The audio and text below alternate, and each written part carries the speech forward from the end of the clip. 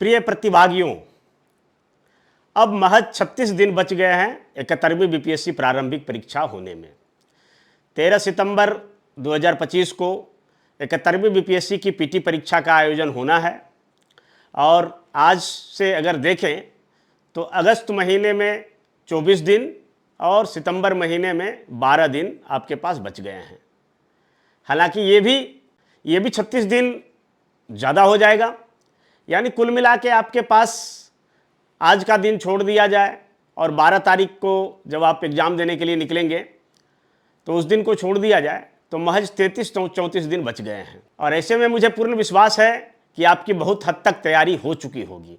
हालांकि तैयारी कभी अंतिम नहीं होता है, कभी पूर्ण नहीं होता है, तैयारी चलते रहता है, उसी में परीक्षा चलते रहता है और परीक्षा में क्वालिफाई भी होते रहता है, लोग क्रैक भी होते रहते हैं और सफलता मिलते रहती है। और सफलता की जो कड़ी है वो लगातार बनी रहती है, एक सफलता के बाद दूसरी सफलता, तीसरी सफलता, चौथी सफलता। जीवन में हम सफलता दर सफलता प्राप्त करते जाते हैं। मौजूदा समय में अगर 71वीं बीपीएससी की बात की जाए तो हम अफसरनामा के चौथे सीरीज में हम आपको बताएंगे बीपीएससी पीटी की तैयारी की अंतिम रणनीति क्या होती है और अंतिम समय में विद्यार्थी जो गलती करते हैं उन गलतियों से अगर आप बच गए तो निश्चित तौर पर आपका बीपीएससी पीटी क्रैक होने से कोई नहीं रोक पाएगा। तो हम बात करेंगे डूज और डोंट्स की, मतलब क्या करें और क्या नहीं करें। बिल्कुल क्लियर कट होना चाहिए कि हमें क्या करना चाहिए और क्या नहीं करना चाहिए।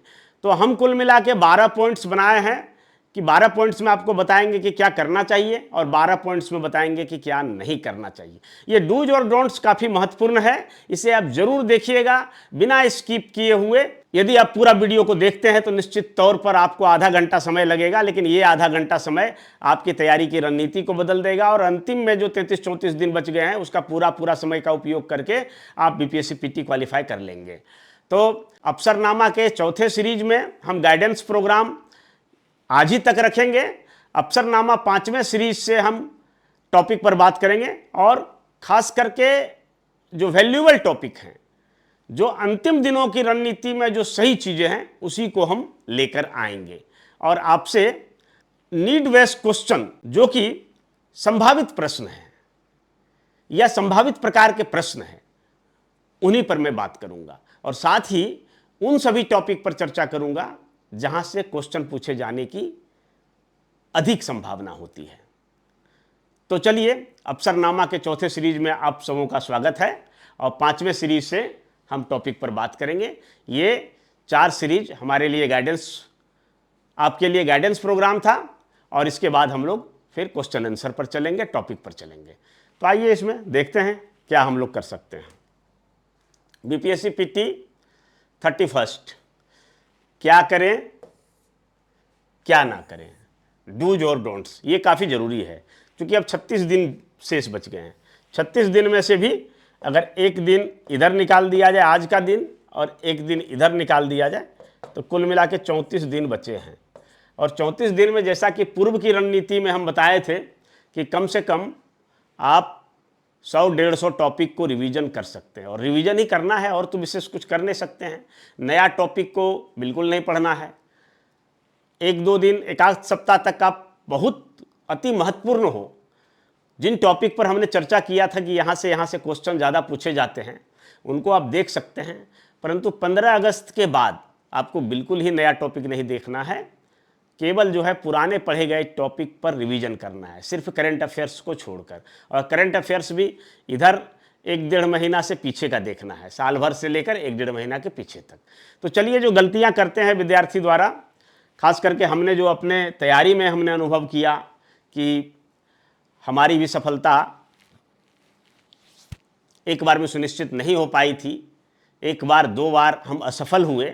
तो उसका कारण क्या था?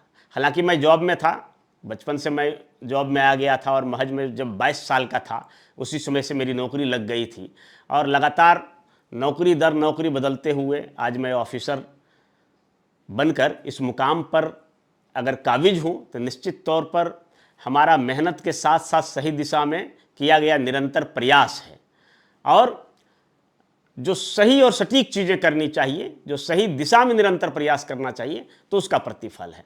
तो अपनी तैयारी के दिनों में हमने जो अनुभव किया अपना अनुभव जो प्राप्त किया और अपने मित्रों का अनुभव प्राप्त किया कि उसका सिलेक्शन क्यों नहीं हुआ, मेरा क्यों हुआ, और कोई ऐसा बंदा भी है जिसका कि हमसे अधिक स्कोर आया, किसी का हमसे पहले सिलेक्शन हुआ। तो इन सभी अनुभवों के आधार पर मैंने एक कंक्लूजन निकाला है और उस कंक्लूजन के आधार पर मैं आपको बताऊंगा कि अब अंतिम जो 34-35 दिन बच गए हैं उसमें क्या करना चाहिए और क्या नहीं करना चाहिए। तो आइए सबसे पहले बात करते हैं हम क्या करें, मतलब क्या करना चाहिए, इस पर पहले हम चर्चा कर लेते हैं, फिर आगे हम चर्चा करेंगे कि क्या ना करें। तो डूज कुल मिला के 12 पॉइंट्स हम बनाए हैं कि क्या करना चाहिए। तो सबसे पहले क्या करना चाहिए, रिवीजन। कितना बार रिवीजन करना चाहिए? मैंने पूर्व के गाइडेंस प्रोग्राम में भी बताया कि कम से कम एक टॉपिक का 10 बार रिवीजन कीजिए, ठीक है। हालांकि 10 बार रिवीजन करने का अब समय नहीं है, ठीक है, लेकिन आप कोशिश कीजिए कि 5-7 बार आप जरूर रिवीजन करें, ठीक है। और रिवीजन के लिए आपका सेल्फ प्रिपेयर्ड नोट्स होना चाहिए।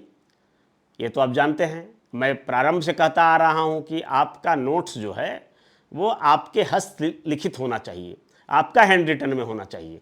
तो उसका जो रिवीजन करना आसान हो जाता है, काफ़ी तेज़ गति से रिवीजन होता है, और एक दिन में हम 10, 12, 15 टॉपिक का भी रिवीजन कर लेते हैं। क्योंकि बार बार रिवीजन करना है तो आप रिवीजन करेंगे, भूलेंगे, फिर रिवीजन करेंगे, फिर याद होगा, और धीरे धीरे वो सारी चीज़ें स्टेबल हो जाएगा जो आपके एग्ज़ाम के लिए ज़रूरी है।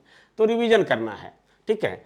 और रिवीजन के लिए क्या करना है, तो अगर आपने अब तक सारे टॉपिक का हस्तलिखित नोट्स नहीं बना पाए, अपने स्वयं के हैंड रिटन में नोट्स नहीं बना पाए, तो कुछ ऐसे बुक्स को आप पढ़ें, जैसे आप लुसेंट को ले सकते हैं, लुसेंट बुक पढ़ें, या फिर इससे भी अगर विस्तार से पढ़ना है तो परीक्षा वाणी का जो बुक है, परीक्षा वाणी में बिल्कुल लुसेंट प्लस कह सकते हैं, लुसेंट से थोड़ा सा ज़्यादा मटेरियल है, तो ये सब को आप कर सकते हैं। हालांकि मुख्य मुख्य बिंदु को नोट करते जाना है पढ़ते समय भी। अगर आप रिवीजन भी कर रहे हैं और कोई आपको टॉपिक लग रहा है, कोई ऐसा तथ्य है जिसको नोट करने की ज़रूरत है, तो इसको नोट करते हुए जाना है। क्योंकि मेरा जो तैयारी करने का जो फार्मूला है, तो फार्मूला ही ऐसा है कि आपको क्या करना है, तो पढ़ना है, पढ़ने के साथ साथ क्या करना है, तो लिखना भी है, ठीक है। और लिखने के साथ साथ क्या करना है, फिर सोचना भी है, उस पर लगातार मंथन करना है, और फिर क्या करना है, तो डिस्कशन करना है। हालांकि डिस्कशन के लिए अब उतना समय नहीं बच गया है, डिस्कशन में अधिक समय बर्बाद नहीं करना है। डिस्कशन किन चीज़ों का करना है वो हम आगे बताएंगे, ठीक है। अभी ये देख लीजिए कि रिवीजन करेंगे और उसके बाद फिर आप प्रैक्टिस करेंगे। प्रैक्टिस कैसे करेंगे, तो प्रैक्टिस जो है आप प्रैक्टिस सेट बनाएंगे। प्रैक्टिस सेट बनाना काफ़ी ज़रूरी है। कोई ज़रूरी नहीं है कि प्रैक्टिस सेट जो बना रहे हैं वही क्वेश्चन आपके एग्ज़ाम में आएगा, परंतु प्रैक्टिस सेट से ये आपको पता चलेगा कि इस टाइप के क्वेश्चन पूछे जाते हैं। तो प्रैक्टिस सेट कोई रेपुटेड पब्लिकेशन का लेंगे और उसका प्रैक्टिस सेट बनाएंगे। इसमें आप PYQs को भी ले सकते हैं, ठीक है, जिसका कि आगे हम चर्चा कर रहे हैं, PYQs। तो प्रैक्टिस अधिक से अधिक करना है। इसमें एक क्यूज टाइप का भी हो सकता है कि 2 परीक्षार्थी जो परीक्षा की तैयारी कर रहे हैं, तो 2 बैठेंगे और किसी टॉपिक पर प्रश्न एक दूसरे से पूछेंगे। तो ये भी काफ़ी ज़्यादा कारगर रहता है। कई विधियां हैं पढ़ाई की जो कारगर रहती है, तो आपको जो सूट करता है वो अपने अनुसार से करिए। उसके बाद क्या है कि सेल्फ नोट्स। सेल्फ नोट्स कैसा होना चाहिए, आप सजाने के लिए मत लिखिए। बहुत सारे लोग क्या करते हैं कि खूब सुंदर सुंदर राइटिंग में नोट्स बनाते हैं, उसमें काफ़ी समय लगता है और वो दूसरों को दिखाने के लिए भी होता है। बहुत सारे लोग व्हाट्सएप और फेसबुक पर पोस्ट करने के लिए भी नोट्स बनाते हैं, ठीक है। वो आपको नहीं करना है। आपको सेल्फ नोट्स ऐसा बनाना है कि जो तथ्य आपके लिए बिल्कुल ही जिन तथ्यों से अनजान है, पहली बार जिनको पढ़े हैं, तो ऐसा नोट्स बनाना है। या कोई फार्मूला वगैरह, अगर कोई फार्मूला है, ठीक है, तो फार्मूला को बनाना है। आपको तथ्य जो है, जो रटने वाली चीज़ है, उसको बनाना है। कोई सारणी अगर है तो सारणी बनाना है। कोई घटनाक्रम है तो ये करना है, ठीक है। कोई लिस्ट है तो लिस्ट को, तो इस प्रकार की जो चीज़ें हैं, तो इसका जो है कोई आंकड़ा है तो आंकड़ा को करना है, ठीक है। खास करके इकोनॉमिक्स वगैरह में काफ़ी आंकड़ा होता है। तो इन सारे चीज़ों का आपको सेल्फ नोट्स बनाना है। और सेल्फ नोट्स कैसा कि पूरा अगर किसी बुक में आप 20-25 पेज पढ़ते हैं, तो उस 20-25 पेज को आप कोशिश करिए कि आपका जो नोटबुक है, जो आप जिसमें आप प्रैक्टिस कर रहे हैं, जिसमें आप लिख रहे हैं, अपना जो नोटबुक है वो 1 या 2 पेज में आपका जो 24-25 पेज का जो आपका चैप्टर है उसको 1 पेज में या हो सके तो आधा पेज में या मैक्सिमम 2 पेज में आप इसको नोट करिए, तो ये रिवीजन करना काफ़ी आसान हो जाता है। तो इन सब सारी चीज़ों को सेल्फ।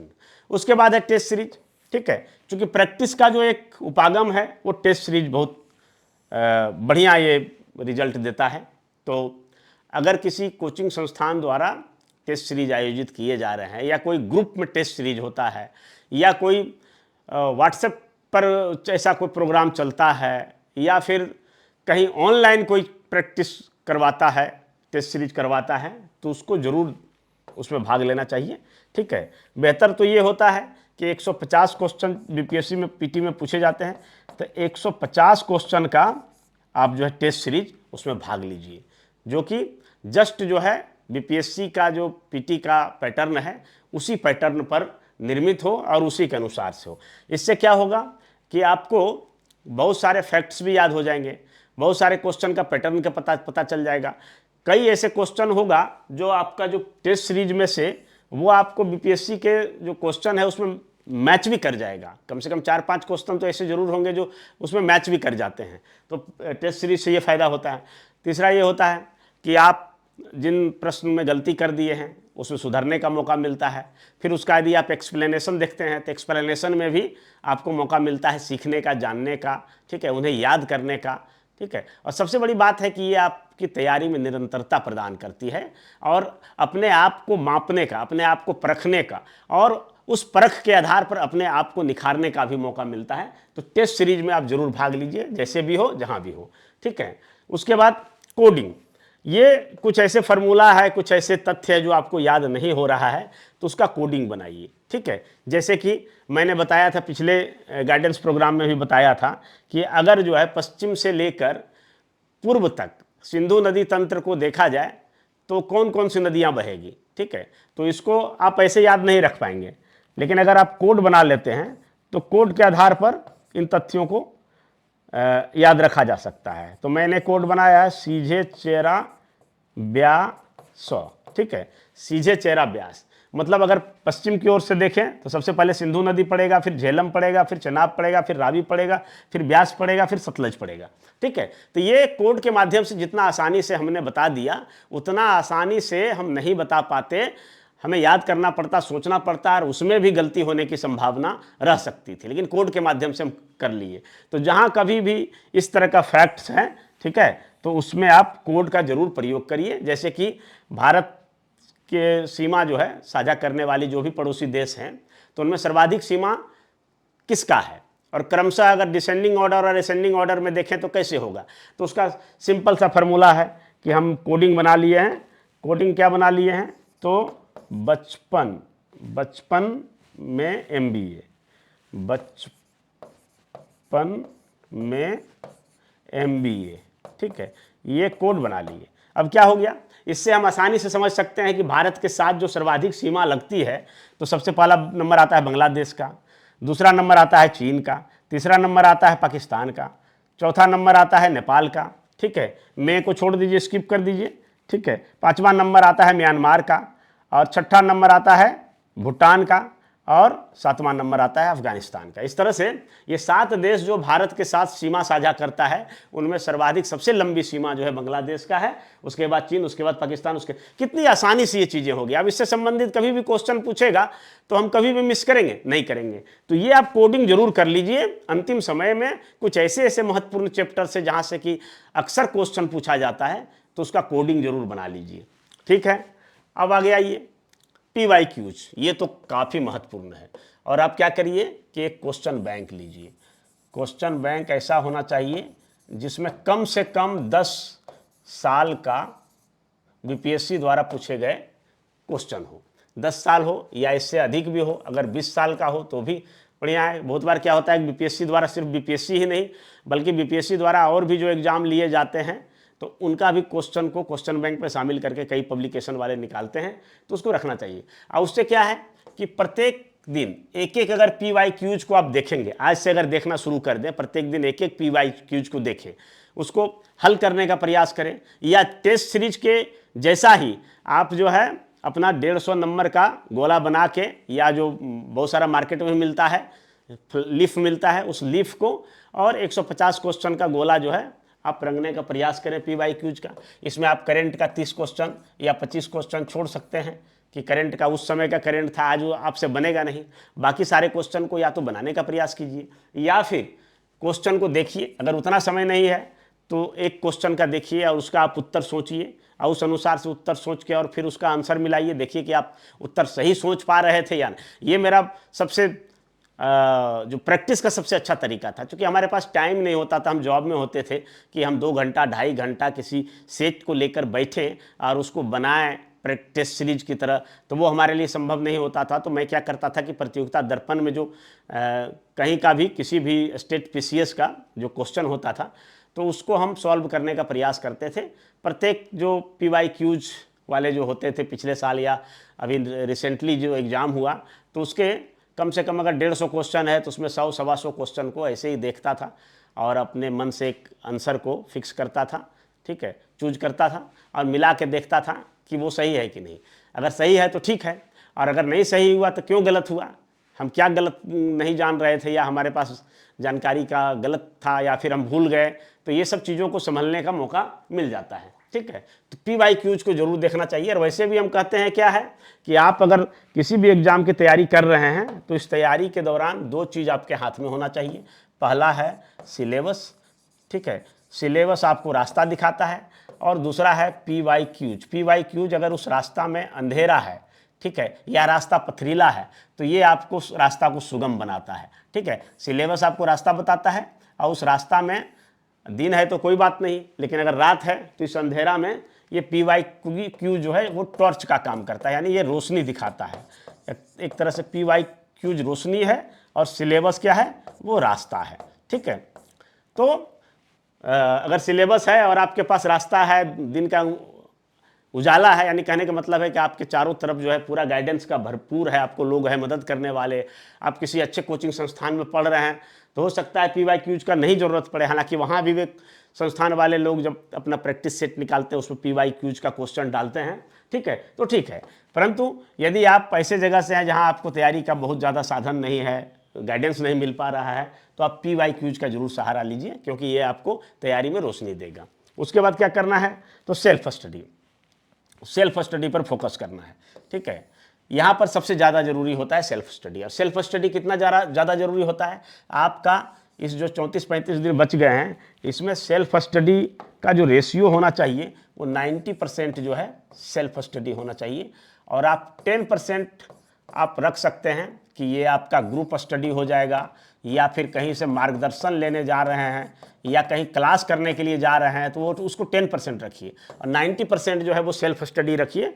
आप एकांत बास ले लीजिए, कहीं भी एकांत आप जगह तलाशिए, अपने घर में, रूम में, कोना में, और वहाँ बैठ जाइए। अब बिना विघ्न बाधा के, बिना डिस्ट्रैक्शन का आप किताब, नोटबुक, कॉपी, और कुछ अगर सर्च करना है तो वो नीड बेस्ड सर्च होना चाहिए। ये मैं बार बार दर्शाता हूँ कि मोबाइल सबसे ज़्यादा आज डिस्ट्रैक्शन हमारे तैयारी के दौरान लाता है। मोबाइल आते ही हम कुछ उलूल जुलूल चीज़ सर्च करने लगते हैं।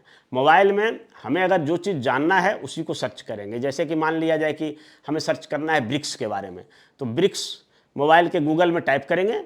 यानी यहाँ मैं एक बात पर जोर देना चाहता हूँ कि आपको गूगल का ज़्यादा प्रयोग करना है, ठीक है। गूगल में ब्रिक्स टाइप करेंगे, ब्रिक्स का क्या कब गठन हुआ, क्या इसका उद्देश्य था, कौन कौन से देश है, इसका कितना जो है GDP है उन देशों का, फिर जो इसका शिखर सम्मेलन है उसका लिस्ट भी रहेगा विकिपीडिया पर। तो ये आप अपनी तैयारी में इसका इस्तेमाल कर सकते हैं, ठीक है। तो ये सेल्फ स्टडी करिए। तो 3 ही चीज़ आपके पास होना चाहिए सेल्फ स्टडी में। क्या होना चाहिए, एक तो आपके पास बुक होना चाहिए, ठीक है, एक आपके पास नोटबुक होना चाहिए, या अगर पहले से सेल्फ हैंड रिटन नोट्स बना रखे हैं वो होना चाहिए, और कोई भी सर्च गैजेट है ना। सर्च गैजेट में मोबाइल ही है, लेकिन मोबाइल का प्रयोग बहुत सावधानी से करना है। मोबाइल हमारा गुलाम होना चाहिए, क्योंकि हम उससे काम लेंगे। लेकिन आज के दौर में क्या देख रहे हैं कि आदमी मोबाइल का गुलाम हो गया, मोबाइल के अनुसार से आदमी चल रहा है। तो इस बात का ध्यान रखना है, ठीक है।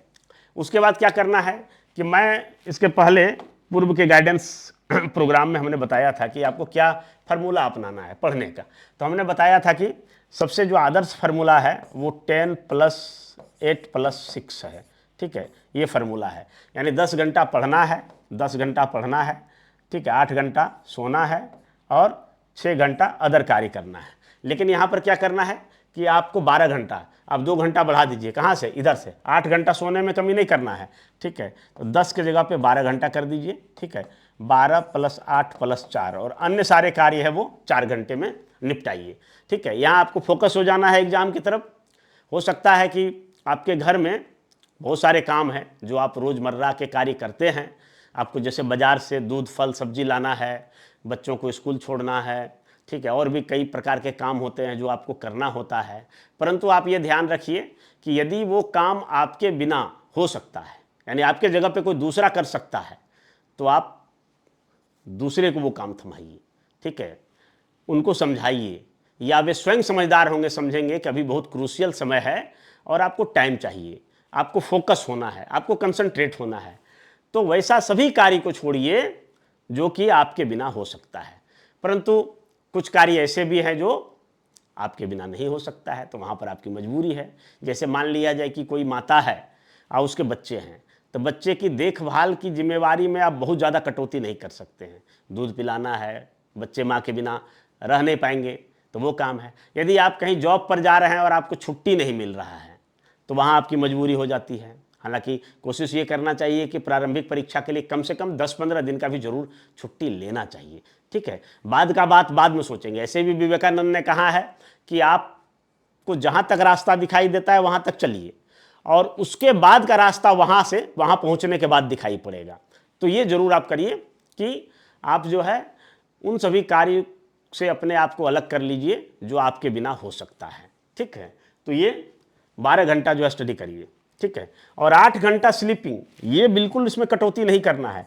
इसको जो है 8 घंटा नींद लेना ही लेना है, क्योंकि जो श्रम करने वाले व्यक्ति होते हैं, कठोर परिश्रम करने वाले, तो उनको 8 घंटा का नींद चाहिए। कठोर परिश्रम का मतलब सिर्फ यह नहीं है कि शारीरिक श्रम, शारीरिक श्रम करने वालों को तो 8 घंटा चाहिए ही चाहिए, लेकिन आप जो मानसिक श्रम कर रहे हैं, ये शारीरिक श्रम से कहीं ज़्यादा जो है एनर्जी खपत होता है इससे, ठीक है। हमारा भले कैलोरी ज़्यादा बर्न नहीं होता है, हमारा फैट ज़्यादा बर्न नहीं होता है, लेकिन कहीं ना कहीं शरीर को हम मानसिक रूप से थकाते हैं, और शारीरिक थकान से अधिक होता है मानसिक थकान। इसलिए 8 घंटा का जब आप नींद लेंगे तो बिल्कुल जो है वो तरोताज़ा महसूस करेंगे, आपके शरीर के अंदर स्फूर्ति होगा, एनर्जी होगा, और जो भी आप पढ़ेंगे उसका जो एसिमिलेशन है आपका ब्रेन में, आपके दिमाग में सब आएगा। आपकी जो एक्सेप्टेंस कैपेसिटी है, जो ग्राह्य क्षमता है, वो बढ़ जाएगा, ठीक है। और वही अगर आप बढ़िया से रात में नहीं सोए तो निंदी अवस्था में रहेंगे, झुकते रहेंगे, पढ़ने का मन नहीं करता रहेगा, फिर चाय पिएंगे, फिर उठकर इधर उधर जाने का मन करेगा, फिर मन करेगा कि थोड़ा सो जाएं,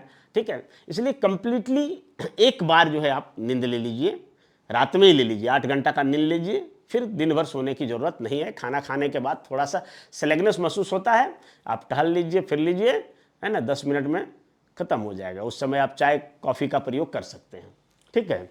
और एक जो सबसे महत्वपूर्ण जरूरी है, जो कोई सलाह नहीं देते हैं और कोई करते नहीं हैं, वो है 20 मिनट वर्कआउट, ठीक है। ये पूरे की तैयारी का पीरियड में आपके पास 24 आवर है, 24 आवर में से आप 22 मिनट जो है ना वर्कआउट के लिए निकालिए। वर्कआउट मतलब आप व्यायाम कीजिए, योगा कीजिए, या फिर मेडिटेशन कीजिए, या फिर अगर ये सब नहीं कर पाते हैं तो आप वॉकिंग कीजिए, ठीक है।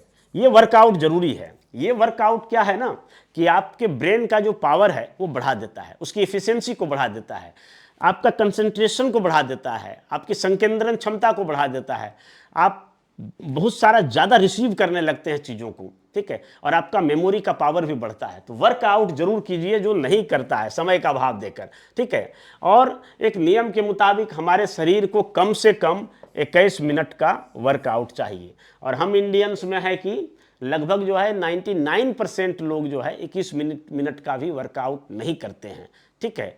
मतलब ये एक तरह से जानबूझकर किया गया वर्कआउट। बाकी जो लेबर या मजदूरी या शारीरिक श्रम से कार्य करने वाले व्यक्ति हैं तो उनका तो बेचारा का 8 घंटा 10 घंटा वर्कआउट होते ही रहता है। परंतु जो लोग शारीरिक श्रम नहीं करते हैं उनकी मैं बात कर रहा हूँ, तो 99% लोग जो है वर्कआउट 21 मिनट से भी, कि एक सर्वे के मुताबिक बता रहा हूँ, तो आप जो है 22 मिनट यानी 21 मिनट से ज़्यादा 22 मिनट आप जरूर वर्कआउट कीजिए। इस वर्कआउट में आप एक्सरसाइज कर सकते हैं, हाथ पैर के चलंत एक्सरसाइज, या फिर आप मेडिटेशन कर सकते हैं, योगा कर सकते हैं, या ये सब नहीं कुछ कर पाए तो टहल सकते हैं। तेज़ गति से थोड़ा सा टहलना है, सुबह शाम जब भी समय मिले तो ज़रूर टहलिए। ये आपके कंसंट्रेशन को बढ़ाएगा और निश्चित तौर पर आपका मेमोरी जो पावर है वो बढ़ेगा। ठीक है, और भी कई सारी चीज़ें हैं जो समय समय पर मैं बताते रहता हूँ। जैसे कि उदाहरण के तौर पर आप सुबह उठते हैं, तो सुबह उठते हैं तो सबसे पहले क्या है कि बिना कुल्ला किए, बिना मुँह धोए, बिना ब्रश किए आप 1 गिलास गुनगुना पानी जो है पीजिए। इससे क्या होगा कि आपके शरीर का जो टॉक्सिक चीज़ें हैं वो निकल जाएगा, और जो हम शौच जाते हैं, ठीक है, तो वो पूरा क्लियर होगा। और जब पेट आपका साफ रहेगा तो निश्चित तौर पर आपका कंसंट्रेशन बना हुआ रहेगा। ठीक है, उसके बाद जो है फिर क्या है, पानी पी लिए, उसके बाद आपको थोड़ा वर्कआउट करिए, 21 मिनट 22 मिनट, हो सके तो आधा घंटा करिएगा समय मिलता है तो। और उसके बाद तुरंत जो कोई नाश्ता करिए, फल सब्जी से बना हुआ कोई नाश्ता, अंकुरित चना, ये करिए, और उसके बाद फिर आप पढ़ने के लिए बैठ जाइए। ये सब काम जो है 7 बजे तक हो जाना चाहिए। 7 बजे तक आप अगर कर लेते हैं तो 7 बजे से पढ़ने के लिए बैठते हैं तो आपको काफ़ी सफिशियंट समय मिलता है। बहुत सारे लोग होते हैं कि इधर उधर का काम करते रहेंगे, रात में मोबाइल चलाते रहेंगे, इधर उधर बतियाते रहेंगे, ऐसे करते करते 12-1 बज जाएगा, फिर सोएगा, फिर वो 8 साढ़े 8 बजे उठने के बाद भी अपने आप को फ्रेश महसूस नहीं करेंगे तो क्या खाक पड़ेगा। ठीक है, इसलिए सबका नियम बना लीजिए कि हमें पढ़ना है। और अगर हम बढ़िया से पढ़ते हैं, अगर देर रात तक पढ़ते हैं तो ठीक है, पढ़िए आप 1 बजे 2 बजे 3 बजे 4 बजे तक पढ़िए, लेकिन फिर जो उसी अनुसार से आपको उठना पड़ेगा। लेकिन अगर आप नियमित दिनचर्या है तो आप 11 बजे तक सो जाने का प्रयास करिए और 6:30 से 7 बजे तक उठ के अपना जो है सारा चीज़ कर लिया करिए। ठीक है, ऐसे तो आदर्श समय जो सोने का है वो है 10 बजे से लेकर 5 बजे तक, 7 घंटा। ठीक है, लेकिन आप चूंकि परिश्रम कर रहे हैं तो 8 घंटा सोना है तो 10 से 6 बजे तक सोइए। ठीक है, तो ये जरूरी है, लेकिन वर्कआउट जरूर करिए। एक्सरसाइज योगा का बहुत महत्वपूर्ण स्थान है। ठीक है, उसके बाद क्या है कि करेंट अफेयर्स पर ज़्यादा फोकस करना है। ठीक है, ऐसा इसलिए कि अन्य चीज़ों की पढ़ाई हम करते रहते हैं। ठीक है, हमने बीपीएससी में जो क्वेश्चन पूछा जाता है तो ऐसा नहीं है कि आज आप जो बीपीएससी के लिए तैयारी कर रहे हैं वहीं से क्वेश्चन आएगा। हम देखते हैं तो पाते हैं कि जो हमने 4 क्लास 5 क्लास 6 7 8 9 10 11 12th में भी जो पढ़े हैं उसका भी कहीं ना कहीं फ़ायदा होता है हमें बीपीएससी पीटी में, यहाँ तक कि मेंस में भी फ़ायदा होता है। ठीक है, तो बाकी चीज़ों को तो ठीक है, लेकिन क्या है कि करेंट अफेयर्स से लोग महरूम रहते हैं। अधिकांश लोगों को देखते हैं पेपर पढ़ने की आदत नहीं होती है। जिनको पेपर पढ़ने की आदत है तो ठीक है, वो भी मतलब शौकिया तौर पर पढ़ते हैं। एग्जामिनेशन पॉइंट ऑफ व्यू से अगर वो पढ़ें तो पेपर में से चीज़ों को अंडरलाइन करते जाएंगे, उनको नोट करते जाएंगे। ठीक है, और इसी का कारण होता है कि हमें फिर मंथली मैगजीन पर निर्भर रहना पड़ता है। अब मंथली मैगजीन में भी कोई ज़रूरी नहीं कि सारे तथ्यों को वहाँ पर लाया ही जाए, बहुत बार छूट भी जाते हैं। अगर बीपीएससी की तैयारी कर रहे हैं तो कोई भी मंथली मैगजीन लगभग ऐसा नहीं है कि बिहार से संबंधित सारे न्यूज़ को कवर कर ले, तो उसके लिए आपको पेपर ज़रूरी है। तो उस तरह का तथ्य का संग्रह करते जाइए। ठीक है, और अगर नहीं हो पाया तो मंथली मैगजीन या फिर बिहार तथ्य संग्रह से, जो कई बार लोग ऐसे करवाते हैं, या कई बार इसके लिए स्पेशल टेस्ट सीरीज भी आयोजित होता है, मैं भी करवाऊंगा, तो उसमें ज़रूर भाग लीजिए। क्योंकि उससे क्या है कि ऐसा करंट अफेयर्स जो आपको मंथली मैगजीन में नहीं मिलता है या ईयर बुक में नहीं मिलता है, वो आपको कोई एक्सपर्ट जो बीपीएससी के करंट अफेयर्स की तैयारी करवाते हैं वहाँ से मिल जाता है। मैं भी आपको करवाऊँगा, ये आपका वायदा करता हूँ। ठीक है, और अंतिम जो है चीज़ है वो है परिश्रम। परिश्रम तो आपको करना है, क्योंकि इसका कोई विकल्प नहीं है। अगर आप आज 10 घंटा 12 घंटा पढ़ नहीं सकते हैं तो निश्चित तौर पर आपको आने वाले समय में 18 घंटा 16 घंटा मिल कारखानों या कहीं ऐसे जगह में काम करना पड़ेगा, आपको शारीरिक मेहनत करना पड़ेगा। तो परिश्रम का कोई विकल्प नहीं है, परिश्रम आपको करना पड़ेगा, मेहनत आपको करना पड़ेगा। और इस चीज़ को आप ठान लीजिए, मान लीजिए, जान लीजिए कि परिश्रम आपको करना है। 10 घंटा 12 घंटा 14 घंटा 15 घंटा 16 घंटा जितना भी आप नियत कर पाएँ आपको पढ़ना है। ठीक है, क्योंकि अब जो है ना वो क्या है, अंतिम राउंड है ना। जो तैयारी आप साल भर से 1.5 साल से 2 साल से जो कर रहे थे, तो ये फाइनल राउंड है। और अगर फाइनल राउंड में आप पिछड़ गए तो निश्चित तौर पर फिर आप लीड नहीं दे पाएंगे, क्योंकि ये कंपटीशन है। यहाँ आप 80% ला के भी फेल हो सकते हैं। ठीक है, और 40% ला के भी पास हो सकते हैं। डिपेंड करता है कि उसमें किस प्रकार के कैंडिडेट हैं और किस लेवल का प्रश्न है। ठीक है, तो परिश्रम कीजिए, और ये परिश्रम जब आप करेंगे ना तो क्या होगा, जो हमने 12 पॉइंट बताया इस आधार पर क्या होगा कि आपका मन लगने लगेगा। ठीक है, आप में संकेंद्रण की पावर बढ़ जाएगी। ठीक है, और फिर जो है ना आपकी चेष्टा इस प्रकार से हो जाएगी कि आप कहीं भी अगर 2 मिनट के लिए, इवन कि 2 मिनट के लिए आप बाथरूम भी जा रहे हैं, यानी 2 मिनट के लिए यूरिनल्स के लिए भी जा रहे हैं, तो जल्दी लगेगा कि जल्दी हम यूरिनल से निपट कर आएँ और किताब पकड़ें। ठीक है, क्योंकि ये हमारा जो मन होता है ना, मन को आप जहाँ लगाइएगा वहाँ लगेगा। अगर आप मन नहीं लगाइएगा तो नहीं लगेगा, बढ़िया से बढ़िया चीज़ में भी नहीं लगेगा। अगर आपका मन उड़ा हुआ है, मिजाज उड़ा हुआ है, तो कितना भी मनोरंजक डांस भी होता रहेगा फिर भी उसमें आपको मन नहीं लगेगा। ठीक है, तो मन को लगाना पड़ता है। और अगर आप किसी में तन्मय हो गए हैं, ठीक है, अगर आपके अंदर तन्मयता आ गई है, ठीक है, तन्मय हो गए हैं, तो निश्चित तौर पर वो चीज़ें आप आत्मसात कर पाएंगे, पूरी तरह से आत्मसात कर पाएंगे और उसमें रम जाएंगे। ठीक है, तो एक तरह से इन सब चीज़ों को अगर आप करते हैं तो आप किसी चीज़ में रम जाते हैं, और जब रम जाते हैं तो आपके जो पावर है, जो पढ़ने की क्षमता है, जो याद रखने की क्षमता है, जो इस मेमोरी का पावर है, वो आपका 10 गुना बढ़ा देता है। यानी 10 टाइम्स जो है ब्रॉडर कर देता है और 10 टाइम्स जो है ये फास्टर भी कर देता है। ठीक है, तो ये सारे आपके डूज थे, है ना, डूज, ये आपका डूज थे। ठीक है, और अब मैं चर्चा करूंगा डोंट्स पर। ठीक है, तो डोंट्स पर आ जाइए। अब क्या ना करें, ये भी महत्वपूर्ण है। क्या करें ये तो सब लोग जानते ही हैं, क्या नहीं करें तो इसको भी जानना काफ़ी ज़रूरी है, क्योंकि बहुत सारे लोग क्या है ना कि पता ही नहीं होता है कि हम जो कर रहे हैं, या फिर उसकी गंभीरता पता नहीं होती है। ठीक है, बहुत बार हमें क्या होता है, जब समय निकल जाता है हाथ से तो फिर हमें लगता है कि हम समय पर जागृत ना हो पाए। ठीक है, चूंकि स्वामी विवेकानंद ने कहा है कि दौड़ना व्यर्थ है, दौड़ना व्यर्थ है, बुद्धिमानी तो समय पर चल पड़ने में है। ठीक है, और अक्सर क्या होता है ना कि हम समय को पहचानने में भूल करते हैं, हम मौके की नज़ाकत को नहीं समझ पाते हैं। अब मौका जब हाथ से निकल जाता है तब उसे पकड़ने की कोशिश करते हैं, तो नहीं होगा। एक बार अकबर ने बिरबल से कहा था कि बिरबल ये बताओ कि समय क्या होता है। तो बिरबल ने बोला कि सर जहाँ पनाह कैसे बताऊं, मैं मुंह से बोलकर बताऊं या दिखाऊं, या फिर जो है चित्र बना के दिखाऊं। तो अकबर ने कहा चित्र ही बना के दिखा दूं, क्योंकि मुंह से बोलोगे तो उतना अच्छा समझ में नहीं आएगा, और फिर दिखाने के लिए तुम 30 दिन का समय मांगोगे, 1 महीना का समय, तो ऐसा नहीं है, चित्र बना के। तो बिरबल ने जो चित्र बनाया वो ऐसा चित्र बनाया था, आपको हम बता देते हैं मोटा मोटी।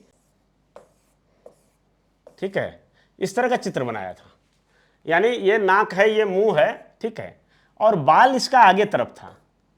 तो बोले ये क्या बनाया हो तुम, ये कैसा आदमी है। तो बोला हुजूर समय यही है, पीछे से इसका सफाचट होता है, यानी इधर से फिसलन भरा होता है, ठीक है, और आगे इसका बड़ा बड़ा झोंटा होता है ना, यानी लंबा लंबा बाल होता है। आप जब समय को पकड़ना चाहेंगे तो इसको आगे से ही झोंटा पकड़ सकते हैं, ये आगे वाला झोंटा पकड़ सकते हैं तभी पकड़ाएगा, पीछे से आप नहीं पकड़ सकते हैं, क्योंकि ये फिसलन भरा है। ठीक है, तो आप भी जान लीजिए समय को किधर से पकड़ा जा सकता है, आगे से पकड़ा जा सकता है, क्योंकि समय को आगे जो है बड़ा बड़ा झोंटा होता है, और वहाँ जब आप कस के पकड़िएगा तो भाग नहीं पाएगा, और पीछे से अगर पकड़ने की कोशिश करेंगे तो पीछे जो है काफ़ी फिसलन भरा होता है और सफाचट होता है, चिकना होता है, वो पकड़ाएगा नहीं। ठीक है, तो क्या है कि क्या ना करें ये ज़रूरी है। ठीक है, ये जानना ज़रूरी है। मौके की नज़ाकत को देखते हुए क्या ना करें उस पर चर्चा करते हैं। तो सबसे पहले बात करते हैं कोचिंग क्लास पर। ठीक है, तो अब जो है अगले 34-35 दिन में कोचिंग क्लास को अवॉइड करना है। ठीक है, जितना टॉपिक पर पढ़ाई हो गया है हो गया, अब जो है उसको प्रणाम कर लेना है कि सर आप छोड़ दिया जाए, 30 दिन का 1 महीना का समय बचा है, अब मैं घर पर सेल्फ स्टडी करना चाहूँगा।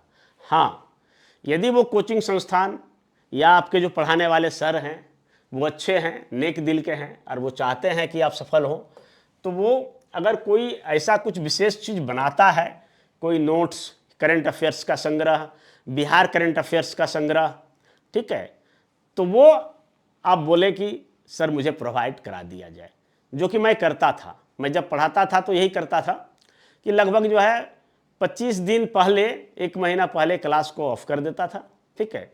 और उस क्लास का जो टाइम बचता था उस टाइम में मैं नोट्स बनाता था, खास करके ऐसे नोट्स जो कि मार्केट में नहीं मिलता है, जैसे कि बिहार करंट अफेयर्स पर नोट्स, या कुछ तथ्यात्मक संग्रह, या कुछ करंट अफेयर्स के नोट्स जो आमतौर पर किताबों में नहीं है, गूगल इंटरनेट वगैरह सर्च करके, और वो विद्यार्थियों का 10-20 पेज का मैं देता था, या फिर अपने व्हाट्सएप ग्रुप में भी डाल लेता था, जिन विद्यार्थियों की ज़रूरत होता था वो पढ़ लेता था। तो ये भले ज़रूरी है, लेकिन कोचिंग क्लास में जाके और 2 से 3 घंटा क्लास करना, ये आप कहीं का बुद्धिमानी नहीं है। इसमें क्या होगा, जितना आप सीखेंगे नहीं, उससे ज़्यादा आपका समय का बर्बादी होगा, क्योंकि आप 2 से 3 घंटा अगर क्लास करने के लिए जाते हैं तो आपका माइंड इन्वॉल्व रहेगा कि आपको अगर बाय द वे क्लास 4 बजे आपको क्लास जाना है और 4 से 7 बजे तक क्लास करना है, तो आपका क्लास जाने के लिए माइंड जो इन्वॉल्व हो जाएगा वो 2 बजे से ही हो जाएगा, और 2 बजे से आप फिर क्लास आएंगे और फिर आने के बाद आपको 8 बजे के बाद ही आप हो पाएंगे। तो कितना हो गया, यानी ये जो 2 से 3 घंटा क्लास करने के लिए हमें 6 घंटा इसमें इन्वॉल्व होना पड़ रहा है, और 6 घंटा में हम चाहेंगे तो 6 दूना 12 टॉपिक का हम रिवीजन कर सकते हैं। तो ये ज़रूरी है कि आप जो है कोचिंग क्लासेज को, ऑफलाइन क्लासेज को आप एकदम बाय बाय कर दीजिए, ठीक है। फिर क्या है कि अनजान टॉपिक, कोई कह दिया कि अरे ये फलाना टॉपिक इसको पढ़ लो इससे आएगा, अगर वो अनजान है तो उसको छोड़ दीजिए, ठीक है, नहीं पढ़िए, उसको देख लीजिए। अगर वो कम समय में होने लायक है, 1-2 घंटा में हो जाएगा तो जरूर पढ़िए, परंतु अनजान टॉपिक या नया टॉपिक को भी अब अवॉइड कीजिए, इसको भी नहीं पढ़ना है, ठीक है। अगर सरसरी निगाह से देखने के बाद कुछ आता है तो ठीक है। वैसे हमारा जो मेमोरी माइंड है वो इस प्रकार से बना हुआ है कि हम जिन चीज़ों को 1-2 बार पढ़ चुके होते हैं तो उसे दूसरी तीसरी बार पढ़ते हैं तो अच्छा समझ में आता है, लेकिन किसी भी नया चीज़ को पढ़ने के बाद फिर उसमें कंसेप्ट बिल्डिंग करना पड़ता है तो वो समय लगता है, तो उसको छोड़ दीजिए, ठीक है। तीसरा जो है कि ऑफलाइन तो क्लास बंद कर ही दीजिए, अब ऑनलाइन क्लास का क्या करना है, वो तो घर बैठे उपलब्ध हो जाएगा, ठीक है। उसमें आपको माइंड भी इन्वॉल्व भी नहीं होगा, जैसे कि मैंने यहाँ बताया कि 2 से 3 घंटा क्लास करने के लिए आपको 6 से 7 घंटा बर्बाद हो रहा है, लेकिन यूट्यूब तो आपको बेड पर भी उपलब्ध करा दे रहा है, घर में उपलब्ध करा दे रहा है, रूम में, आप सफ़र में हैं कहीं भी, ठीक है। तो क्या करना है, तो यहाँ भी आपको चूजी होना पड़ेगा, यानी कौन सा क्लास देखें और कौन सा नहीं देखें, और समय भी देखिए। अगर बाय द वे आप कहीं सफ़र में हैं और ऐसे में आपको किताब पढ़ने का मन नहीं कर रहा है, तो आप कान में इनहेंस डाल के और यूट्यूब का आनंद ले सकते हैं। उसमें कोई अगर एक्सपर्ट कुछ बता रहे हैं जिसमें फैक्ट्स हो, परीक्षा के संबंध में रणनीति हो, या टेस्ट सीरीज जैसा कोई प्रोग्राम हो, तो उसको आप ज़रूर देखिए। परंतु यूट्यूब पर जो कचरा है, इन कचरों से अगर आप बच गए, ठीक है, क्योंकि यूट्यूब अब क्या हो गया ना, यूट्यूब अब डंपिंग यार्ड हो गया, ठीक है। किसी भी तैयारी करने वाले जो कैंडिडेट हैं या फिर कुछ ऐसे टीचर हैं जो बीपीएससी परीक्षा पास करने में सफल रहे, वो पढ़ाने लगे हैं, तो क्या होता है ना कि ऐसे ऐसे चीज़ों को भी वो पढ़ाने लगते हैं जिनमें उनका एक्सपर्टीज नहीं है, ठीक है। और वो इतने लच्छेदार भाषा से झूठ का आंकड़े परोस कर और अपनी खुद का जो है गुणगान करके आपको बताएंगे, ठीक है, गाना गा के बताएंगे, नाच के बताएंगे, मजाक और कॉमेडी करके बताएंगे, ठीक है। और आपको लगेगा अरे सर तो कितना अच्छा पढ़ाते हैं। अब क्या पढ़ाते हैं, वो ऐसी चीज़ पढ़ा रहे हैं जो आपकी ज़रूरत के लिए है ही नहीं, तो उसको पढ़ के क्या करेंगे। तो ऐसे यूट्यूब के कचरों से बचना है, क्योंकि यूट्यूब आज के डेट में जो डंपिंग यार्ड बना है, उस डंपिंग यार्ड में आपकी जो ज़रूरत की चीज़ें हैं वो मुश्किल से कितना है, तो आपको जो लगता है कि ये हमारे लिए इम्पोर्टेंट है, आप यदि गौर से देखेंगे तो उसमें से 10% ही काम लायक है, और बाकी सब बेकार है, ठीक है, कचरे का डब्बा है। इसलिए यूट्यूब पर आप अपने ज़रूरत के लिए, अपने ज़रूरत यानी कहने का मतलब है कि 71वीं बीपीएससी पीटी की ज़रूरत के लिए अगर कोई चीज़ मिल रहा है, ठीक है, जो कहीं और नहीं मिल रहा है, तो निश्चित तौर पर यूट्यूब पर जाइए। अगर नहीं तो यहाँ भी समय की बर्बादी है, क्योंकि यहाँ पर यूट्यूब के कारण काफ़ी डिस्ट्रैक्शन होता है। एक टॉपिक को देखें, फिर उसी से मिलता जुलता दूसरा टीचर का या दूसरा कोचिंग का वहाँ पर फिर आ जाएगा इंटरफेस पर, फिर उसको देखिए, फिर उसको देखिए, उसी तरह से जो है ना चलता चला जाएगा। और कब आप एक वीडियो आप आधे घंटे के लिए सोचे थे कि हम देखेंगे, अब वो कब आपका 2-3 घंटा समय खा गया आपको पता ही नहीं चलेगा। ठीक है, तो ये यूट्यूब का कचरा से बचना है। ठीक है, चौथा जो हम डोंट्स बता रहे हैं कि नहीं करना है, बड़े ब्रांड के टीचर से नहीं पढ़ना है। ये बार बार मैं मना करता हूँ। ठीक है, इन लोगों का फोकसबाजी होता है, कुछ नहीं होता है। जितने वो अपने मंच पर ला के चढ़ाते हैं सब जो है भाड़े के विद्यार्थी होते हैं, परीक्षार्थी होते हैं, एक भी विद्यार्थी उसका नहीं होता है, ये बात जान लीजिए। ठीक है, अब क्यों जाते हैं वो विद्यार्थी? तो जाते हैं उसको गिफ्ट मिलता है, पहला बात। दूसरा है कि बड़े ब्रांड के टीचर के साथ जुड़ने से क्या होता है ना, उसका भी मान सम्मान में वृद्धि होता है कि अरे फलाने सर के पास हम पढ़े हैं। ठीक है, पूरा सोशल मीडिया पर छा जाता है, उसका फोटो छपता है तो थोड़ा नेम फेम हो जाता है। तो ये नहीं करना है, आपको सफलता चाहिए। अगर ब्रांडिंग करना है तो फिर किसी फील्ड को चुनिए, आप कला या संगीत का क्षेत्र चुनिए, वहाँ आप खुद बड़े ब्रांड से मिलिए और अपना आपको दुनिया जानेगी। लेकिन अगर कंपटीशन आप निकालना चाहते हैं तो इसको अवॉइड कीजिए। बड़े ब्रांड के टीचर जो हैं, अब किस कारण से बड़े ब्रांड बने हैं इसका मैं कभी खुलासा बाद में करूँगा। ठीक है, और देश में जो बेरोजगारी का आलम है, और इस बेरोजगारी का आलम को जो बेरोजगारी का एहसास नहीं कराया जा रहा है, कर पा रहा है लोग, तो उसका कारण है आपके मोबाइल में 1.5 GB डाटा। ठीक है, तो ये 1.5 GB डाटा वालों ने ही, जो चाहता है कि सोने से पहले 1.5 GB डाटा हम खत्म करके सोए, तो यही लोग इन ब्रांड को, ब्रांडेड टीचर को बढ़ावा देता है, जिनके पास ज्ञान के नाम पर केवल और केवल जो है फुहड़पन है। ठीक है, कॉमेडी है, ड्रामा है, सर्कस है। अगर कुछ नहीं है तो वो ज़रूरत की चीज़ें नहीं हैं। ज्ञान दे रहे हैं, ठीक है, लेकिन ऐसे ज्ञान दे रहे हैं जो इस परीक्षा के लिए ज़रूरत है ही नहीं। चिड़िया तार पर बैठती है तो उसको करंट क्यों नहीं लगती है? हो सकता है कभी एक आध बार ये क्वेश्चन आ भी सकता है। ठीक है, लेकिन इसकी क्या रिलेवेंसी है आपके? ठीक है, रेल पटरी कैसे बदलती है, कभी क्वेश्चन में आएगा बीपीएससी में? आपको मैं दावे के साथ कहता हूँ कि जो तैयारी के नाम पर जो इस प्रकार के वीडियो देखते हैं, वो तमाम जो देखने वाले लोग वो नॉन कॉम्पिटिटिव बैकग्राउंड के होते हैं या अगंभीर प्रवृत्ति के लोग होते हैं, जो सिर्फ जो है वहाँ पर मनोरंजन करने के लिए आते हैं।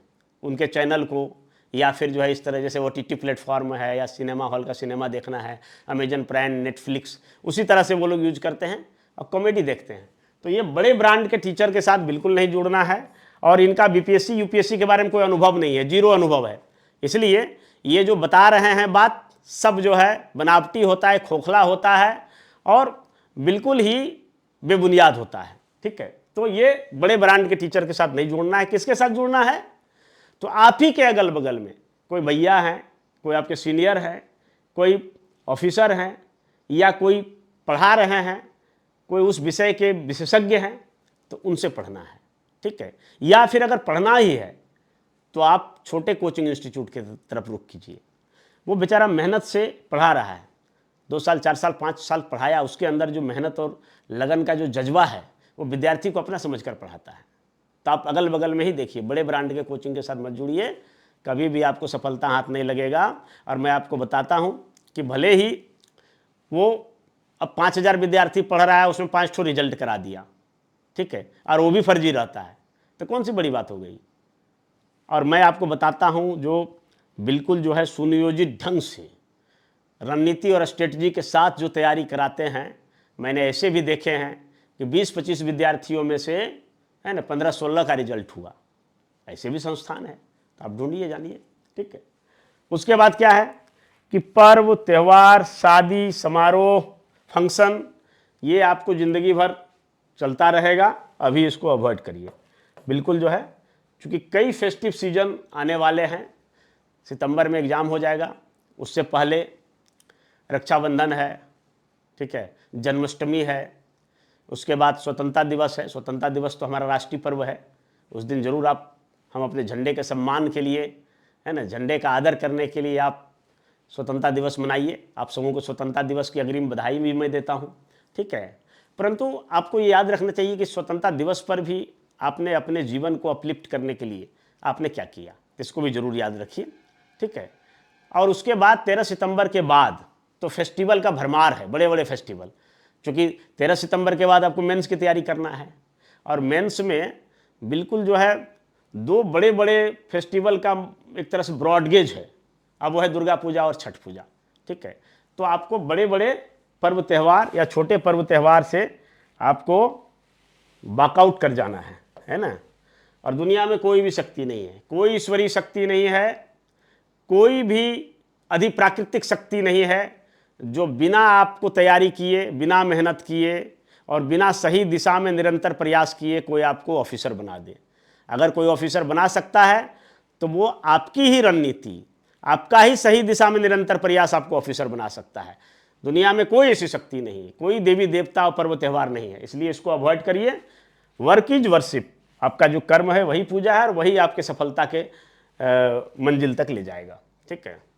अब आ जाइए, ग्रुप स्टडी भी बंद करिए। जो अब तक आप ग्रुप में बैठकर स्टडी करते थे वो बंद करिए, क्योंकि यहाँ काम की बात कम होता है, फालतू बहसबाजी ज़्यादा होता है, ठीक है। अगर करना है तो एकदम बिल्कुल टारगेटेड करिए, और वो होना चाहिए प्रश्नोत्तरी। प्रश्नोत्तरी मतलब कि अगर मान लिया जाए कि कोई जो है किसी खास टॉपिक पर क्वेश्चन बना के लाया, ठीक है, या फिर संपूर्ण बीपीएससी पर, और अगर पूछताछ कर रहा है तो ये एक अच्छा कदम है, ठीक है। कि कोई अगर क्वेश्चन को पूछ रहा है जो बीपीएससी में पूछा जा चुका है या फिर पूछा जा सकता है और उसका कोई जवाब दे रहा है, ठीक है, तो इस पर हालांकि ये भी रोजाना अगर कहें तो आधे घंटे के लिए होना चाहिए या 1 घंटे के लिए होना चाहिए, ठीक है, या सप्ताह में 2 से 3 घंटे के लिए होना चाहिए, इससे ज़्यादा नहीं होना चाहिए। ग्रुप स्टडी अब बंद करिए, ठीक है। पहले के लिए ठीक था, लेकिन अब शेष बचे 30-35 दिन में अब ग्रुप स्टडी नहीं होना चाहिए आपको एक, ठीक है। उसके बाद क्या है कि मोटी मोटी पुस्तकों को नहीं पढ़ना है और रंग बिरंगी पुस्तकों को भी परहेज करना है। इसमें भी काफ़ी फालतू चीज़ें लिखी रहती है जो एकदम एग्जाम के दृष्टिकोण से ज़रूरी नहीं होता है, ठीक है। तो आपके पास जो किताब उपलब्ध है वो कितना किताब उपलब्ध होना चाहिए, इस संबंध में हमारे चैनल पर वीडियो है, ठीक है। तो उपलब्ध होना चाहिए 2-3 गाइड है जो रेपुटेड है, जैसे लुसेंट का गाइड है, विज्ञान ले लीजिए, सामान्य विज्ञान और सामान्य अध्ययन, ठीक है। एक बिहार का बुक ले लीजिए, जिस पब्लिकेशन का भी अच्छा लगता है, एक ही मैटर को सब लोग छापता है, कोई किसी में नयापन नहीं है, ठीक है। तो किसी भी एक का बिहार का ले लीजिए, ठीक है। उसके बाद अगर आपको गाइड में जीके का किताब में और ज़्यादा अगर पढ़ना है तो आप क्राउन का ले सकते हैं, क्राउन का बिहार भी आता है, उसको भी ले सकते हैं। और बाकी जितने भी विषय हैं जैसे इतिहास, भूगोल, राज्य व्यवस्था, अर्थव्यवस्था, सामान्य विज्ञान, सभी का एक एक सेट किताब और एक एक सेट एनसीईआरटी, इतना किताब रखना है। यानी कुल मिला के कितना, 2 सेट किताब, ठीक है, और एक जो है आपका गाइड, ठीक है। तो इतना रखना है, इसके अतिरिक्त और ज़्यादा नहीं पढ़ना है। इसके अतिरिक्त अगर कोई पढ़ना है तो करंट अफेयर्स के लिए मंथली मैगजीन पढ़ना है, पेपर पढ़ना है, और फिर जो है आपको ईयर बुक पढ़ना है, ठीक है। और मोटी मोटी रंग बिरंगी पुस्तकों को बाय बाय कहिए, टाटा कहिए, ठीक है। इसको खरीदना भी नहीं है, लेना भी नहीं है, और अगर खरीद दिए हैं तो उसको थोड़ा साइड करके रखिए, अगर समय मिलेगा तो देखिएगा, अगर नहीं तो साइड करके रखिए, ठीक है। मटेरियल का जखीरा नहीं बनाना है। क्या होता है कि एग्ज़ाम के अंतिम दिनों में हम देखते हैं कि किसी भी बुक स्टॉल पर भीड़ बढ़ जाती है, ठीक है, और एकदम पूरा बोझा का बोझा किताब खरीद के ले जा रहे हैं, बांध के ले जा रहे हैं, मोटरसाइकिल के कैरियर में बांध के ले जा रहे हैं, तो गाड़ी में डिक्की में भर के ले जा रहे हैं। अरे भाई कितना पढ़ पाएंगे आप, 30 दिन में 35 दिन में कितना पढ़ेंगे? ये सब बुक अगले साल बेकार हो जाएगा, ठीक है, क्योंकि इसमें ज़्यादातर बुक जो है करंट अफेयर्स का रहता है, ठीक है। तो खूब ढेर सारा किताब ले जा रहे हैं तो क्या हो जाएगा, आपको ज़्यादा नॉलेज हो जाएगा। 10 किताब पढ़ने से बेहतर है कि एक ही किताब को 10 बार पढ़ लीजिए। हालांकि एक किताब नहीं हम बोलते हैं, कम से कम 2 स्टैंडर्ड 2 बुक जरूर होना चाहिए, ठीक है। तो ये मटेरियल का जखीरा नहीं लगाना है, और इससे क्या होता है कि आपको लगेगा अगर ये किताब खरीदे थे और इसको हम पढ़े नहीं, है ना, ये 400 रुपये की किताब है, नहीं पढ़े, इसको भी पढ़ना है, इसको भी पढ़ना है, इसमें फिर डिस्ट्रैक्शन होता है, यहाँ कंसंट्रेशन भंग होता है। कम किताब रहेगा तो आपके पास चैन रहेगा, लगेगा चलो ये किताब पढ़ना है, इसको हमने पढ़ लिया, चलिए इसका हो गया काम, ठीक है।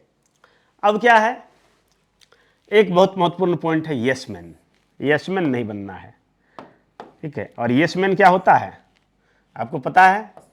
यस मैन वो होता है जो मना नहीं कर सकता है, जिसमें ना कहने की संस्कार नहीं है, ना कहने की हिम्मत नहीं है, और ना कहने की आदत नहीं है। आप जो है ना को अपनी आदतों में शुमार बनाइए, ये कॉम्पिटिटिव एग्जामिनेशन के लिए बहुत ही ज़रूरी है। माना कि आप बहुत बड़े विद्वान हैं, माना कि आप बहुत होनहार हैं, माना कि आप किसी काम में बहुत एक्सपर्ट हैं, माना कि आपकी राय हर जगह जो है तारीफ की जाती है, मांगी जाती है, ठीक है, परंतु इससे क्या होगा? इससे ये होगा कि आप जो राय दे रहे हैं, आप जो काम कर रहे हैं, हो सकता है वो आपके बिना भी हो सकता था, ठीक है, परंतु जो काम आपके बिना नहीं हो सकता था वो है आपकी तैयारी, ठीक है। तो ये यस मैन बनना छोड़ दीजिए और आज से कहिए no, no, I am too busy, ठीक है। मैं किसी खास मिशन पर लगा हुआ हूं, मैं खास किसी ऑपरेशन पर लगा हुआ है, मैं अभियान में लगा हुआ हूं, और वैसा अभियान जो हमारे जीवन को सुखमय बनाने के लिए, हमारे जीवन को ऊंचा मुकाम ले जाने के लिए एक सुंदर सा नींव बनेगा, उस अभियान पर लगा हूं। अपने जीवन को साकार करने के लिए, अपने जीवन को सार्थक करने के लिए काम कर रहा हूं, तो उसको कैसे छोड़ सकते हैं? उससे ज़्यादा इंपॉर्टेंट काम तो कोई नहीं हो सकता है। इसलिए बहुत बार हो जाएगा। अब कोई इमरजेंसी है तो उसकी तो बात ही छोड़ दीजिए। अब कोई जो है आपको जान बचाना है, ठीक है, कोई ऐसा काम है जो आपके बिना हो ही नहीं सकता है, ठीक है, बगल में आग लग गया, घर में कोई बीमार पड़ गया, किसी को हॉस्पिटल ले जाना है, कोई एक्सीडेंट हो गया, तो ये सब कुछ ऐसे इमरजेंसी होता है जहाँ कि आप मना नहीं कर सकते हैं, परंतु नॉर्मली जो है आपको मना करना पड़ेगा कि वहाँ चलिए, आपसे काम है, ये हमारा काम करा दीजिए, थोड़ा सा हमको ये बता दीजिए, थोड़ा सा बाज़ार चलिए, थोड़ा डॉक्टर के पास चलिए, थोड़ा, तो ये सब को जो है आपको मना करना पड़ेगा। और कितना दिन? यही 35-36 दिन ना आपको मना करना है। फिर आप थोड़ा सा आप हो सकते हैं, हालांकि उसके बाद भी मेंस का एग्ज़ाम है, आपको मौका नहीं मिलेगा, लेकिन आप 2-4 दिन का आप समय निकाल सकते हैं, ठीक है। उसके बाद क्या है कि नॉन सिलेक्टिव अप्रोच नहीं रहना है। बहुत बार क्या होता है, किसी ने कह दिया कि ये पढ़ लो, ठीक है, और उसी को हम पढ़ने लग गए, तब तक कोई दूसरा बोला रही ये पढ़ो, इससे आएगा क्वेश्चन, ये पढ़ने लगे। नहीं, आपको थोड़ा सा स्ट्रेटजी प्लान करना पड़ेगा, रोड मैप बनाना पड़ेगा, ठीक है, और यहाँ पर आपको सिलेक्टिव होना पड़ेगा, ठीक है, कि आपको पहले से तय करना पड़ेगा कि इतना हमको पढ़ना है, ठीक है, और इतना दिन में इसको ख़त्म करना है। तो सिलेक्टिव करिए। और सिलेक्शन के संबंध में हम पीछे का अफसरनामा सीरीज का दूसरा भाग, तीसरा भाग इसी पर बनाए हैं। आपको यह भी बताया है कि जो भी सेगमेंट हैं जीएस में, जो सब्जेक्ट हैं, किस सब्जेक्ट पर आप अधिक फोकस कर सकते हैं, इसके लिए हमने प्रायोरिटी लिस्ट बनाया था। आप चाहें तो आप उसको देख सकते हैं। मैं डिस्क्रिप्शन बॉक्स में उन सभी वीडियो का लिंक डाल दूंगा। आप डिस्क्रिप्शन बॉक्स में जाकर आप प्रत्येक वीडियो को देख सकते हैं। एक वीडियो में मैंने प्रायोरिटी लिस्ट बनाया है कि किस विषय को ज़्यादा ध्यान देने की ज़रूरत है, किस विषय को मीडियम, और किस विषय को कम भी देंगे तो चलेगा या नहीं भी देंगे चलेगा। उसके बाद हमने टॉपिक पर भी बात किया है कि किस टॉपिक से बारंबार प्रश्न पूछे जाते हैं, अधिक प्रश्न पूछे जाते हैं। अब बड़ा ही तथ्यपरक, शोधपरक विश्लेषण था, उन वीडियो को देख सकते हैं, ठीक है। हाँ, मेरे वीडियो में एक चीज़ नहीं मिलेगा, फुहड़पन नहीं मिलेगा, मजाक नहीं मिलेगा, कॉमेडी नहीं मिलेगा, सर्कस नहीं मिलेगा, ड्रामा नहीं मिलेगा। ये सब अगर खोजते हैं तो इसके लिए बहुत सारे टीचर पढ़े हैं, आप देखिए जाके, ठीक है। अगर आप गंभीर हैं तो आप मेरा वीडियो देखिए, और जो गंभीर प्रवृत्ति के व्यक्ति बहुत कम होते हैं, इसलिए वीडियो में व्यू भी कम रहता है, ठीक है। अब लाख में जो व्यू होता है उसको देखिए, उसको देख के आपको कितना फ़ायदा होता है ये भी अब समझिए और सोचिए, ठीक है। तो चलिए, ये 10 पॉइंट हो गए। अब 12वां पॉइंट है कि समय की बर्बादी नहीं करना है। किसी भी हाल में आपको समय की बर्बादी नहीं करना है। भले ही आप अगर इन सब चीज़ों को देख रहे हैं तो मेरा वीडियो अगर आप देख रहे हैं तो यह भी समय की बर्बादी है। अगर आप इन तथ्यों से परिचित हैं, अगर जानते हैं, अगर आपको लगता है कि मैं जो यह बातें बता रहा हूँ ये तो सब सुनी सुनाई बातें हैं, ये तो मैं जान ही रहा हूँ, ये सब तो करना ही पड़ता है, यूपीएससी की तैयारी में ये सब नहीं करेंगे तो कैसे काम चलेगा, तो फिर मेरा भी वीडियो मत देखिए, ठीक है। समय की बर्बादी नहीं करना है। किसी भी स्तर पर आपको लगे कि हमारे जो यूजफुल चीज़ें हैं, जो बीपीएससी के लिए ज़रूरी है, वो हम ना कर रहे हैं, वो नहीं हो रहा है, और हमारा समय की खपत हो रहा है, डिस्ट्रैक्शन हो रहा है, तो उनको तुरंत जो है टाटा बाय बाय बोलिए, ठीक है। और बहानेबाजी नहीं बनाना है, ठीक है, क्योंकि कोई भी असफलता के लिए आप स्वयं जिम्मेवार हैं, दूसरा कोई नहीं है, ठीक है।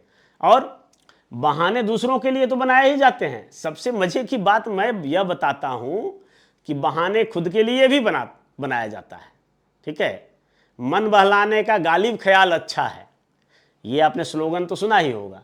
ठीक है, बहुत बार अपने मन को समझाने के लिए भी हम बहाने बनाते हैं। अरे यार क्या करें, साला आज लाइट चला गया, और लाइट चला गया तो कैसे पढ़ते हैं। ठीक है, अरे क्या करें, जो है आज हमको जाना पड़ गया, वहाँ बहुत इमरजेंसी था। अरे क्या करें, जो है आज बहुत सारे गेस्ट लोग आ गए थे, शोरगुल हो रहा था। ठीक है, क्या करें, आज हम लेट से सो के ही उठे, है ना। क्या करें, आज हमारा मन ठीक नहीं लग रहा था। क्या करें, आज एक सिनेमा देखने बैठ गए तो फिर उसी में टाइम निकल गया। आज इंडिया पाकिस्तान का मैच हो रहा था, तो आप मैच को कैसे छोड़ सकते थे। तो मैच को नहीं छोड़ सकते तो करियर छोड़ दीजिए, कंपटीशन छोड़ दीजिए। तो ये बहानाबाजी जो है, चले ठीक कल कर लेंगे, आज नहीं हो पाया कोई बात नहीं, कल कर लेंगे, ये सब छोड़ना पड़ेगा। और जैसे ही आप बहानेबाजी छोड़ देते हैं, ठीक है, और आप अपनी जिम्मेवारी लेना प्रारंभ कर देते हैं, रिस्पॉन्सिबिलिटी लेना शुरू कर देते हैं। ठीक है, बहानेबाजी को छोड़कर जैसे ही आप रिस्पॉन्सिबिलिटी लेना प्रारंभ कर देते हैं, वैसे ही आप क्या होते हैं कि सफलता के मार्ग पर अग्रसर हो जाते हैं। और सफलता के मार्ग पर जब अग्रसर हो गए, चल दिए, तो निश्चित तौर पर है, जब चल दिए तो मंजिल पर किसी ना किसी दिन पहुंचेंगे ही। निरंतर चलते रहेंगे, धीरे भी चलते रहेंगे तो भी पहुंचेंगे। ठीक है, तो बहानेबाजी को बिल्कुल छोड़ दीजिए, क्योंकि कुछ भी, कोई भी आपको अगर बोल रहा है कि नहीं ठीक है अभी तो समय है परीक्षा में, अब थोड़ा सा वो काम कर दीजिए जाके, और अगर आप कर रहे हैं, ठीक है, अब बहाना बता रहे हैं, कैसे हम मना कर पाते हैं, तो इसके लिए भी आप ही जिम्मेवार हैं। क्योंकि माहौल आपको बनाना है, क्योंकि पहले ही मैंने मार्गदर्शन वीडियो में बताया था कि आपको इन्वायरमेंट भी बनाना है। ठीक है, एक इन्वायरमेंट भी आपको क्रिएट करना है जहां आपको इधर उधर भटकाव नहीं हो, डिस्ट्रैक्शन नहीं हो। ठीक है, इसके लिए आपको माहौल बनाना है उस तरह का कि यहाँ पर हमें सिर्फ और सिर्फ वही एक ही धुन नजर आए कि हमें तैयारी करना है, यूपीएससी पीटी निकालना है। ठीक है, अब चलिए एक हम उक्ति से आगे बढ़ाते हैं, क्लास अब अंतिम है, थोड़ा सा 2-4 मिनट और, कि प्रत्येक असफलता हमें यह बताती है कि सफलता के लिए प्रयास पूरे मन से नहीं की गई है। ठीक है, कोई भी असफलता आपको क्या बताती है, यही बताती है कि थोड़ा सा और आप अगर मेहनत करते, थोड़ा सा और अधिक प्रयास करते, तो निश्चित तौर पर आप सफल हो जाते।